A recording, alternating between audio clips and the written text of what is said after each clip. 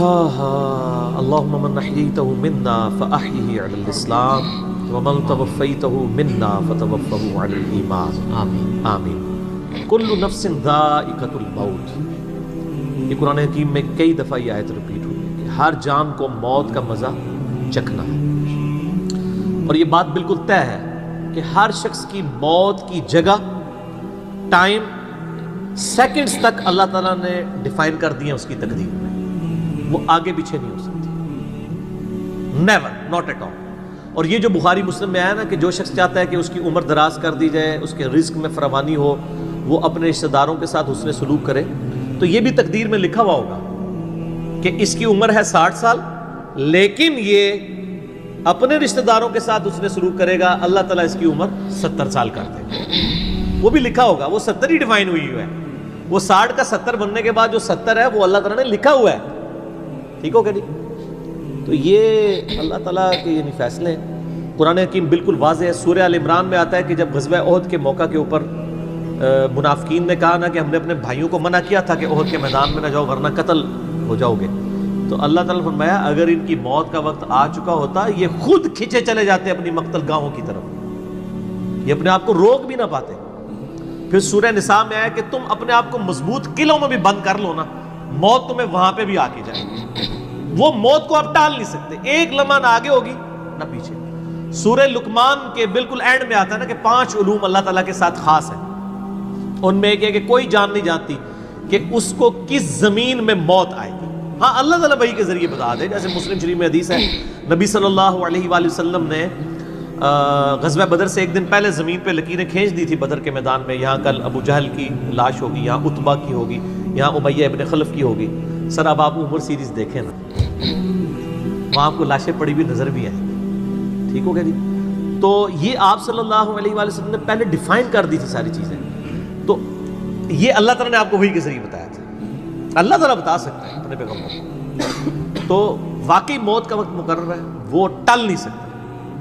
لیکن اس پہ یہ بھی سوال ہوتا ہے کہ اگر کوئی شخص کسی کو قتل کرتا ہے تو پھر اس کا کیا قصور ہے؟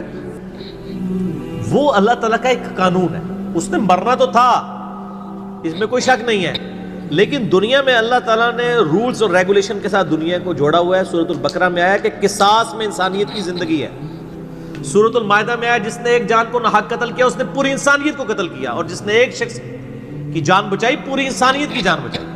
لہٰذا یہ جو کوئی کسی کو قتل کرے گا تو قرآن میں ہے قصاص کے اندر انسانیت کی زندگی ہے۔ انسانیت 2 چیزوں میں چل رہی ہے، احترام جان اور احترام مال۔ اگر یہ 2 چیزیں نکل جائیں تو معاشرہ نہیں چل سکتا۔ گوروں کا معاشرہ ہم سے بہتر کیوں ہے؟ بغیر ریلیجن کے بھی احترام جان احترام مال ہے، جسٹس ہے، انصاف ہے، عدالت آزاد ہے، جہاں پہ احترام جان بھی احترام مال بھی ہے۔ سالوں تک وہ ثبوت ڈھونڈتے رہتے ہیں، اس کے بعد بندے کو پکڑتے ہیں، یا بندے پکڑ کے غائب ہو کے مر مرا جاتے ہیں، ان کے رشتہ دار عدالتوں کے چکر کاٹتے رہتے ہیں کہ جی ہمارا بچہ اٹھایا گیا، نہ عدالتوں کو پتہ ہوتا ہے نہ اور کسی کو پتہ ہوتا ہے۔ تو یہ چیزیں تو پھر ظاہر ہے کہ ایک ریونج کریٹ کریں گی نا۔ ہم اس لیے کہتے ہیں عدالتوں کو آزاد ہونا چاہیے، عدالت سے اوپر کوئی نہیں ہونا چاہیے، عدالتیں آزاد ہوں گی باقی سارا سسٹم بہتر ہو جائے، ٹھیک ہو گیا؟ تو یہ یعنی اللہ تعالیٰ نے وقت مقرر کر دیا ہے، وہ آگے پیچھے نہیں ہوگا۔ اور آپ دیکھتے ہیں کتنے لوگ موت کے منہ سے واپس آ جاتے ہیں۔ حضرت خالد بن ولید رضی اللہ تعالیٰ 100 سے زیادہ مار کے لڑے انہوں نے، اور جب موت کا وقت قریب آیا وہ کہتے ہیں میرے جسم کا کوئی ایک حصہ بھی ایسا نہیں جہاں پہ کسی نیزے یا تلوار کا نشان موجود نہ ہو۔ یہ عمر سیریز میں انہوں نے ان کی موت کا وقت فلمایا ہے، ابو دردہ ان کے پاس بیٹھے ہوئے ہیں اور وہ کہتے ہیں دیکھ لو اگر موت میدان جنگ میں آنی ہوتی نا ابو دردہ تو میرے جسم کا ایک حصہ بھی ایسا نہیں جہاں پہ کوئی زخم نہ ہو، اور میں ایک بوڑھے اونٹ کی طرح بستر مرگ پہ مر رہا ہوں۔ میدان جنگ میں نہیں شہادت ملی، شہادت اتنی آسانی سے نہیں مل جاتی انسان کو، وہ اللہ تعالیٰ جس کے لیے ڈیفائن کرے گا۔ باقی یہ ہے کہ اللہ تعالیٰ نے ان کو ایک فضیلت دی کہ وہ اللہ کی تلوار تھے، ظاہر ہے تلوار تو ٹوٹ نہیں سکتی تھی، تو جو لوگ اللہ کے لیے زندگی گزارے وہ عام حالت میں بھی مرے اللہ تعالیٰ ان کو شہادت کا رتبہ عطا فرما دیتا ہے۔ میدان جنگ میں جانے سے موت نہیں آتی، کتنے لوگ موت کے منہ سے واپس آتے ہیں، اور سر ایئر کریش میں لوگ بچ گئے ہوئے ہیں، اور تو اور چھوڑ دیں جہاں پہ کوئی انسان امیجن نہیں کر سکتا، کئی بم پھٹتے ہیں، بندے مر جاتے ہیں، کسی عورت نے بچہ اٹھایا ہوا ہے، بچہ سیدھا سلامت مل جاتا ہے وہاں سے، یہ اللہ کے فیصلے ہیں کس کے لیے کیا زندگی رکھی ہے. وہ اسی لیے کہا جاتا ہے نا کہ مارنے والے سے جو بچانے والا جو ہے نا وہ بڑا ہے. یعنی وہ ویسے تو مارنے والا بھی اللہ ہی ہوتا ہے، لیکن وہ اس حوالے سے کہا جاتا ہے کہ دنیا میں اگر کوئی سمجھتا ہے نا کسی شخص کو مار سکتا ہے تو، اور اگر اللہ نے اس کی موت نہیں لکھی ہوئی تو نہیں ہے. موت انسان کی زندگی کی حفاظت کرتی ہے. سر میری سب سے بڑی محافظ میری موت ہے. اگر میری موت لکھی ہوئی ہے نا 2050 کے اندر، پوری دنیا مل کے بھی مجھے 2049 میں بھی نہیں مار سکتی. آج 2018 میں تو تصور بھی نہیں. اور اگر میری زندگی لکھی ہوئی ہے 2018 میں ختم ہونی، چاہے وہ ایئر کریش کے اندر ہو، چاہے وہ ہارٹ فیٹ کے ذریعے ہو، چاہے وہ گردوں کے فیلئر کے ذریعے ہو، چاہے برین ہیمریج کے ذریعے ہو، کسی بھی ذریعے سے ہو، تو کوئی اسے بڑھا نہیں سکتا. دیکھ لینا آپ پچھلے دنوں کتنا بڑا ایک واقعہ ہوا ہے. یعنی ہمارے پاکستان میں 3 ٹائمز جو پرائم منسٹر رہے ہیں نواز شریف صاحب، ان کی بیوی 1 سال سے زیادہ وینٹیلیٹر کے اوپر رہی ہے. ان کے پاس پیسے کی کوئی کمی تھی؟ علاج کرانے کا کوئی ایشو تھا؟ سب کچھ کروایا، بچا سکے؟ نہیں. غریب آدمی تو کہتا ہے پیسے ہوتے تھے شاید بچ ہی جاتا. سر جن کے پاس پیسے ہیں وہ بچا کے بتاتے ہیں. موت کا وقت لکھا ہوا ہے سر، کوئی نہیں ٹال سکتا. صرف پیغمبر کے بارے میں بخاری مسلم میں آتا ہے، عائشہ کہتی ہیں کہ نبی صلی اللہ علیہ وآلہ وسلم فرمایا تھا کہ اللہ تعالیٰ انسان جو پیغمبر ہوتا ہے نا اس کے اوپر یہ آپشن رکھتا ہے کہ وہ چاہے تو ہمیشہ کے لیے زندہ رہے، چاہے اسے موت آ جائے. پیغمبر کے علاوہ کسی اور کے لیے یہ فضیلت نہیں ہے. اور کہتی ہیں کہ بخاری مسلم دونوں میں نے وفات النبی پہ مسئلہ 163 بھی ریکارڈ کروایا، اس میں نے بتایا تھا کہ عائشہ کہتی ہیں نبی صلی اللہ علیہ وآلہ وسلم اپنے موت کے وقت بار بار اوپر سر مبارک یعنی اٹھاتے تھے اور کہتے تھے اللہم الرفیق الاعلیٰ. تو کہتی ہیں میں نے جان لیا کہ حضور اپنی صحت مند زمانے میں کہا کرتے تھے کہ موت کے وقت نبی کے اوپر پیش کیا جاتا ہے، چاہے تو وہ دنیا میں رہے چاہے اسے موت آ جائے. تو مجھے لگتا ہے کہ نبی علیہ السلام پہ اس وقت آفر وہ پیش کی جا رہی ہے اور آپ کہہ رہے ہیں اللہ مجھے رفیق الاعلیٰ کے ساتھ ملا لے. تو میں نے کہا مجھے اب پتہ چل گیا کہ آپ صلی اللہ علیہ وسلم کو یعنی وفات ہو جائے گی آپ کی. یہ نبی کے لیے خاص ہے اور کسی کو کوئی آپشن نہیں ملتا. وہ بخاری مسلم میں موجود ہے نا حدیث، حضرت موسیٰ علیہ السلام کے پاس حضرت اسرائیل علیہ السلام. اسرائیل کا لفظ تو یعنی تفسیر تبری میں اور یہودیوں کے ہاں ملتا ہے، یہ بین اہل سنت کے ہاں بھی رناؤنڈ ہے. اصل میں لفظ ہے ملک الموت. دونوں لفظ ٹھیک ہے. ملک الموت علیہ السلام حضرت موسیٰ علیہ السلام کے پاس گئے، انہوں نے آگے سے تھپڑ مار دیا، ان کی آنکھ نکل گئی، انسانی شکل میں آئے تھے. تو وہ اللہ تعالیٰ کے پاس شکایت لے کے گئے کہ تو مجھے اس شخص کے پاس بھیج رہا ہے کہ جو مرنا نہیں چاہتا. اللہ تعالیٰ نے فرمایا اس کو جا کے کہو کہ تم جو ہے وہ بیل کی پشت کے اوپر ہاتھ رکھو، تمہارے ہاتھ کے نیچے جتنے بال آ جائیں گے نا اتنے سال بھی زندگی تمہاری اور بڑھا دی جائے، سینکڑوں سال. تو حضرت موسیٰ نے کہا اس کے بعد ان کا اس کے بعد موت. کل نفس ذائقۃ الموت، موت تو سب کو آنی ہے، ایک ہی ہے جسے موت نہیں آنی. یا حی یا قیوم برحمتک استغیث، اے خود سے زندہ اور ہر چیز کو تھامنے والے، باقی وہ سب کو موت آنی ہے. تو انہوں نے کہا پھر بعد میں آنی ہے تو ابھی کیوں نہیں؟ موت نہیں کوئی ٹال سکتا سر، ورنہ پیغمبروں کے لیے ٹل جاتی ہے. وہ پیغمبروں کو جو آفر بھی لگائی گئی ہے وہ یہ نہیں ہے کہ ہمیشہ زندہ رہیں گے، نہیں، قیامت ہے، قیامت میں تو سب کو موت آ ہی جانی ہے.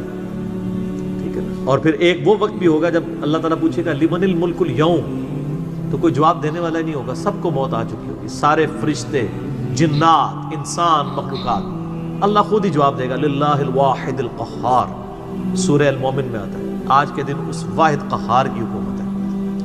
پھر اللہ تعالیٰ پوچھے گا کہاں ہے آج وہ جابر حکمران، بڑے بڑے بادشاہ کدھر ہیں؟ تو اللہ کے لیے کوئی مسئلہ ہے کسی کو یعنی پلک جھپکنے میں مسل دینا؟ تو موت اللہ تعالیٰ نے ڈیفائن کی. اور موت کیا، آپ کو جو تکلیفیں پہنچتی ہیں سر وہ بھی ڈیفائنڈ ہے. قرآن میں وَلَنَبْلُوَنَّكُمْ بِشَيْءٍ مِّنَ الْخَوْفِ وَالْجُوعِ وَالنَّقْصِ مِّنَ الْأَمْوَالِ وَالْأَنفُسِ وَالثَّمَرَاتِ. ہم ضرور تمہیں آزمائیں گے تھوڑے سے خوف سے، بھوک سے، جان اور مال میں نقصان سے، پھر چیک کریں گے کون ہے صبر کرنے والا. اور جو صبر کرنے والا ہے اذا اصابتهم مصیبۃ قالوا انا للہ وانا الیہ راجعون. تو پھر ان لوگوں کے ساتھ اللہ تعالیٰ ہوتا ہے جو کہتے ہیں ہم بھی اللہ کی طرف سے آئے تھے، اللہ کی طرف چلے جائیں گے، یہ تکلیف بھی آئی تھی الٹیمیٹلی تو چلی جائے گی نا. ان اللہ مع الصابرین، اللہ تعالیٰ صبر کرنے والوں کے ساتھ ہے. اس حوالے سے ایک آیت قرآن حکیم کی بڑی کریٹیکل ہے، مجھے ضمناً یاد آ گئی، سورہ الحدید کے اندر ہے. بہت کرٹیکل آیت ہے، اور یہ ٹاپک قرآن حکیم میں صرف سورہ الحدید کے اندر ہی ایڈریس ہوا ہے، اور جس طریقے سے یہ شد و مت کے ساتھ بیان ہوا ہے نا،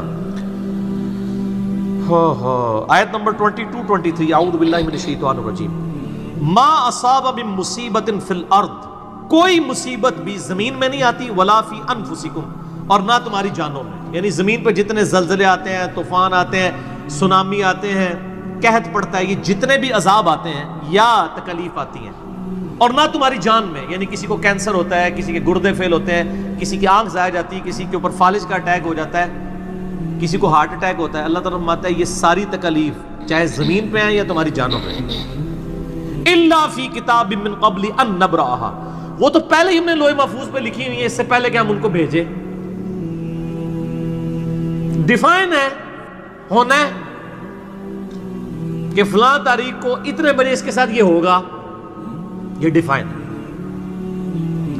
ان ذالک علی اللہ یسیر، بے شک یہ اللہ کے لیے بہت آسان ہے، ٹینشن نہیں لینی کہ یار یہ کیسے ہو سکتا ہے کہ پہلے ہی پتا ہو، اربوں انسانوں کے ساتھ اربوں واقعات، اور صرف انسان نہیں باقی مخلوقات کے ساتھ، اللہ فرماتا ہے میرے لیے تو آسان ہے، لیکن اس کی ریزن بتائیے کیوں ہے، لِكَيْ لَا تَأْسَوْا عَلَى مَا فَاتَكُمْ، یہ ہم نے اس لیے کیا تاکہ جو تم سے بات، جو نعمت تم سے چھن جائے تم اس کے اوپر افسوس نہ کرو، وَلَا تَفْرَحُوا بِمَا آتَاكُمْ، اور نہ تم شیخی بگاڑو جو تمہیں نعمت ملے اس کے اوپر، اچھائی ملے تو یہ نہ کہو بڑا میرا کمال ہے، وہ تقدیر میں تھی، ملنی تھی، اور اگر کوئی چیز چھن جائے تو افسوس نہ کرو، واللہ لا يحب كل مختال فخور، اللہ تعالیٰ کو شیخی بگاڑنے والے پسند نہیں ہے۔ یہ آیت نمبر 22-23 بتا رہی ہے سورۃ الحدید کی کہ زمین و آسمان پہ جتنی بھی تکلیف انسانوں پر، جنات پر، جانوروں پر آتی ہیں وہ ڈیفائنڈ ہے، اور انہی تکلیف میں سے ایک بڑی تکلیف موت ہے،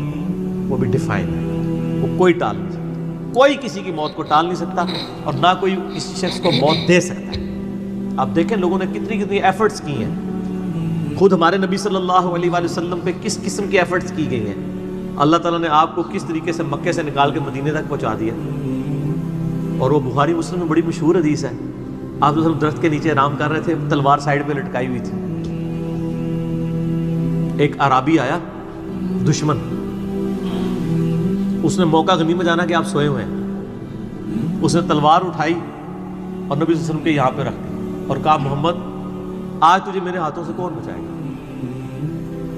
تو نبی صلی اللہ علیہ وسلم نے کوئی کانفیڈنس لوز نہیں کیا، ان کو پتا تھا هو الذی ارسل رسولہ بالہدی ودین الحق لیظہرہ علی الدین کلہ، اللہ نے اپنے نبی کے پیچھے اللہ ہے، ان کا اللہ بچائے گا، اللہ جب سنا اس کے ہاتھ کانپنے شروع ہو گئے، اس کے ہاتھ سے تلوار ہی گر گئی، نبی علیہ السلام نے وہ تلوار اٹھائی اور کہا اب تجھے میرے ہاتھوں سے کون بچائے گا؟ یہ بخاری مسلم دونوں میں یہ واقعہ، اس نے کہا آپ تو معاف فرمانے والے ہیں، درگزر فرمانے والے ہیں، تو یعنی آپ کے وہ حسن اخلاق سے پھر متاثر ہوا، مسلمان ہو گیا۔ مسئلہ یہ ہے کہ یہ کانفیڈنس آپ کو ہونا چاہیے۔ بخاری مسلم میں حدیث ہے کہ غزوہ حنین کے موقع پر کچھ صحابہ کی زبان سے نکل گیا کہ بدر میں تو 313 تھے، غالب آ گئے تھے، آج تو ہم 12,000 ہیں، کافر تو بڑے تھوڑے ہیں، اور یہ ذکر سورۃ الانفال میں آیا غزوہ حنین کا، یہ فتح مکہ کے بعد بھی ہوئی تھی یہ جنگ، مشرکین عرب سے آخری جنگ قبیلہ حوازن کے خلاف۔ اللہ کا ماتا جب تم نے یہ جملہ بولا نا پھر تمہیں بھاگنے کی جگہ نہیں ملتی تھی، حوازن کے لوگوں نے جب تیر چلائے تو 12,000 میں سے صرف 80 بندے نبی علیہ السلام کے ساتھ رہ گئے، باقی سب بھاگ گئے۔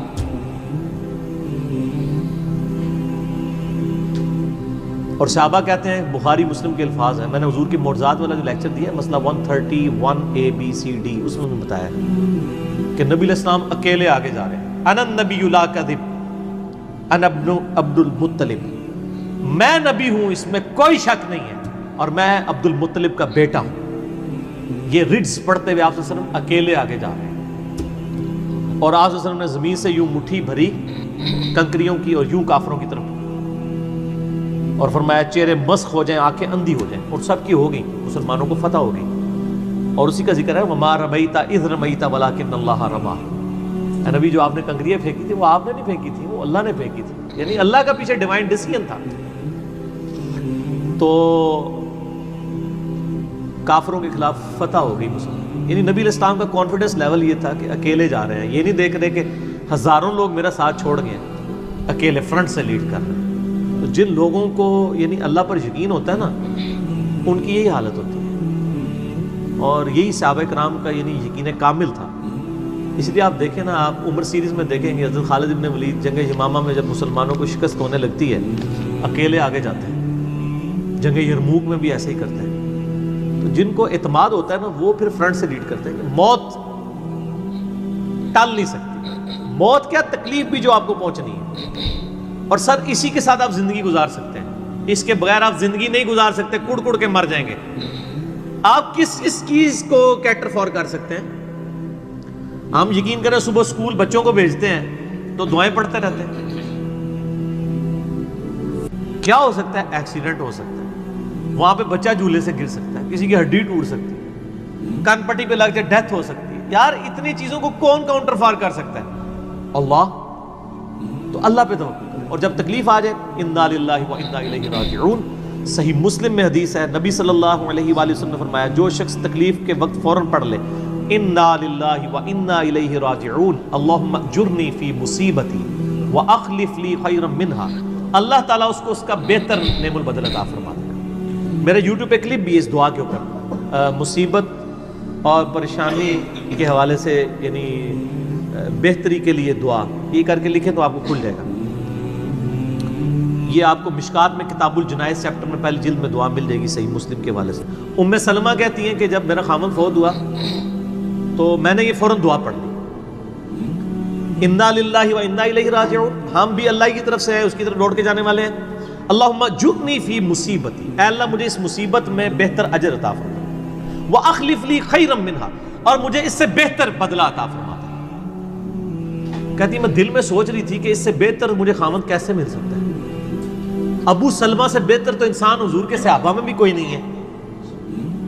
عدت گزاری تو نبی علیہ السلام نے رشتے کا پیغام بھیج دیا، ام المومنین بن گئی. اور ہماری وہ ماں ہے جو سب سے آخر میں فوت ہوئی ہیں، واقعہ کربلا کے بھی بعد فوت ہوئی ہیں، ام سلمہ. واقعہ کربلا ان کی زندگی میں ہوا ہے، ام سلمہ رضی اللہ تعالی عنہا. تو یہ دعا یاد کریں، انا للہ و انا الیہ راجعون. اتنا حصہ تو قرآن میں ہے، باقی صحیح مسلم میں اللہم اجرنی، اللہم اجرنی، یہ جھٹکے سے پڑھنا ہے. اللہم اجرنی فی مصیبتی واخلف لی خیرا منہا. تو باقی ہم تو دعائیں کر سکتے ہیں، باقی صبح شام کے اذکار ہیں، اللہ کی طرف رجوع لائیں، وہ اتنی چیزوں کی حفاظت کرنے والا ہے. باقی سب سے بڑی تو حفاظت یہ ہے جو سورہ غافر میں، سورہ المومن میں آیا کہ اصل میں کامیاب وہ ہوا جو دوزخ کی آگ سے بچا لیا گیا. سر دنیا میں آپ کو کوئی کتنا عذاب دے لے گا، الٹیمیٹلی تو موت آ کے آپ کو آزاد کر دے گی. جب فرعون کے دربار میں وہ جو جادوگروں نے کلمہ پڑھ لیا تھا تو اس نے کہا تم نے میری اجازت کے بغیر پڑھ لیا، میں تمہیں تمہارے مخالف سمت کے ہاتھ پاؤں کٹوا کے تمہیں سولی پہ چڑھا دوں گا. تو انہوں نے کیا کہا تھا؟ انہوں نے کہا تو جو کچھ دے گا دنیا کی زندگی میں عذاب دے سکتا ہے نا، کوئی شخص کسی کے مرنے کے بعد تو اسے عذاب نہیں دے سکتا نا. وہ لاش تو وہ لاش ہی پڑی ہے نا، اصل چیز تو روح تھی نا. تو تیرا اختیار تو دنیا کی زندگی تک ہے. تو یہ کانفیڈنس لیول ہونا چاہیے کہ کوئی کسی شخص کو کتنی تکلیف دے لے گا، موت تو پھر بہرحال تکلیف سے آزادی کا ذریعہ بن جائے گی. اگر پھر اللہ کی مرضی کی زندگی گزاری ہے تو آزادی کا ذریعہ ہے، ورنہ اب تو کہتے ہیں کہ مر جائیں گے، مر کے بھی نہ چین پائے تو کدھر جائیں گے. تو سر یہ لوگ تو کہہ دیتے ہیں نا مر گئی تو جان چھٹی، نہ، مرنے تو بعد جان پھڑی گئی، چھٹی اس کی جس نے دنیا اللہ کی مرضی کی گزاری. جس نے دنیا اپنی مرضی کی گزاری تو اس کی جان تو پھر مرنے کے بعد اور پھنس گئی. ٹھیک ہو گیا جی. تو موت کا وقت مقرر ہے، کوئی نہیں ٹال سکتا.